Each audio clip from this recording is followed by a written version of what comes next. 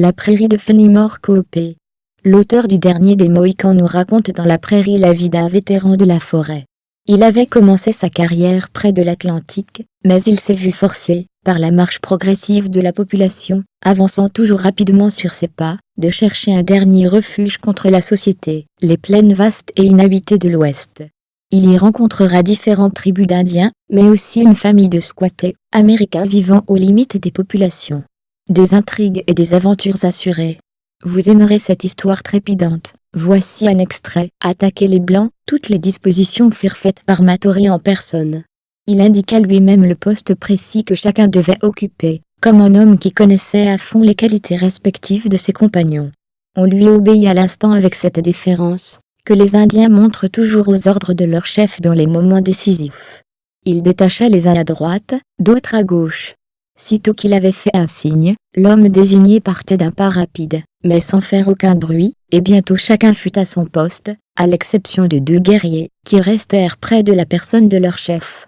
Dès qu'il se vit seul, avec ses compagnons de son choix, Mathory se tourna vers eux, et leur annonça par un geste expressif, que le moment critique était arrivé de mettre à exécution le plan qu'ils avaient concerté ensemble. Ils commencèrent tous 3 par déposer le petit fusil de chasse que, sous le nom de carabine, ils portaient en vertu de leur rang. Puis se débarrassant de toutes les parties de leur costume qui pouvaient gêner leurs mouvements, ils restèrent un instant immobiles, ressemblant assez à ces statues antiques à peine drapées, qui représentent des héros célèbres. Mathory s'assura alors que son tomahawk était bien à sa place, et que son couteau tenait bien dans sa gaine de peau. Il serra sa ceinture, et arrangea le lacet de ses brodequins ornés de franges, qui auraient pu entraver sa marche.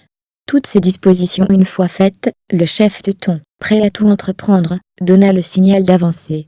Les 3 guerriers se dirigèrent vers le camp des voyageurs de manière à le prendre en flanc.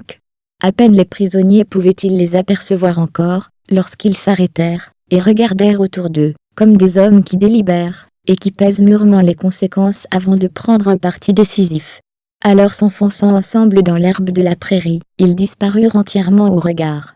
Il n'est pas difficile de se figurer l'anxiété terrible avec laquelle Hélène et ses compagnons regardaient ces divers mouvements, dont le résultat les intéressait si particulièrement. Trouvez La prairie de Fenimore Cooper sur Amazon. Visitez-nous sur plein-de-livres.com et sur livresenligne.ca. Abonnez-vous à cette chaîne pour ne rien manquer. Vous êtes aussi invité sur ecololuca.com. Merci.